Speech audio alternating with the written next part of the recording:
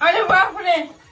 Hello guys, તો સ્વાગત છે મારા મિની વ્લોગમાં તમારું બધાનું। હું આજે જોઈ રહ્યો છું ને હું સ્કૂલે મૂકવા ગોજાર્યા તો હવે હું ચાલુ કરી દઉં છું આગળ જવા માટે।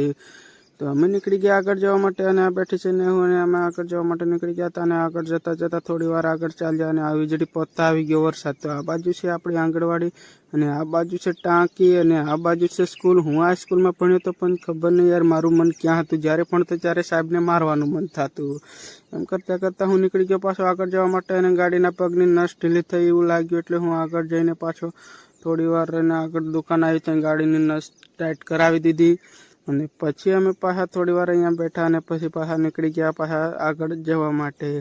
તો એમ કરતાં કરતાં અમે થોડા આગળ જાય અને પછી થોડા આગળ જાય થોડા આગળ જાય એમ કરતાં કરતાં અમે પતી ગયા ગોજારિયા અને ગોજારિયા જતાં આદિત્ય કુમાર ઊંઘી ગયો એટલે હું આદિત્યને લઈને બહાર બેસીશ ને આ છે ને હું એનું મોં લૂટકેલો જ છે કારણ કે એને સ્કૂલમાં જવાનું મનમાં તો જવું પડશે કેમ કે થોડા દિવસો પછી રક્ષાબંધનની રજા પડી રહી છે અને હું બહાર બેસી ગયો અને આ કાકી અંદર ગઈ આદિત્યને લઈને બહાર બેસી ગયો અને આદિત્ય કમર ઉઠી ગયો એટલે હું આ બાજુ આવી ગયો પાછો ફરતો અને આ કાકી પણ આવી ગઈ એટલે હવે અમે નીકળીશું પાછા ઘર જવા માટે। તો ઘર જવાની તૈયારી કરી દીધી અને આગળ જતાં અમને ટ્રક ચલાવવાનું પલટી મારેલું જોવા મળી ગયું। ટ્રક ચલાવવાનું એટલું સહેલું નથી, એક તો ઘરવાળાથી દૂર રહેવાનું અને ગમે ત્યારે શું થાય એનું કોઈ નક્કી ના હોય।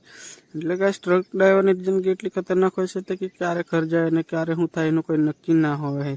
આમ કરતાં કરતાં અમે આગળ આવવા માટે નીકળી ગયા હતા અને કવાંટ પહોંચી ગયા હતા કવાંટના પુલ પર ને હું તમને બતાવું કવાંટનો ડેપો। તમે આ બાજુ છે આપણું કવાંટનું ડેપો તમે જોઈ શકો છો અને હું બાયપાસ નીકળી જાઉં છું કારણ કે મારે જોડે આદિત્ય કુમાર છે અને મારે મોડું થાય એટલે આગળ નીકળવું પડે અને હું એમ કરતાં કરતાં આવી ગયો નસવાડી ચોકડી બાજુ। તો તમે જોઈ શકો છો કવાંટની હાલત, એક બાજુ રોડ બનેલો અને એક બાજુ હજુ ભણવાનું ચાલુ છે। તો એમ કરતાં પહોંચી ગયો હું ઘરે અને ઘરે જઈને હું ખેતર પહોંચી ગયો, ખેતર જઈને ટગારો લીધો અને પૂંજા કાઢવાનું કામ ચાલુ કરી દીધું।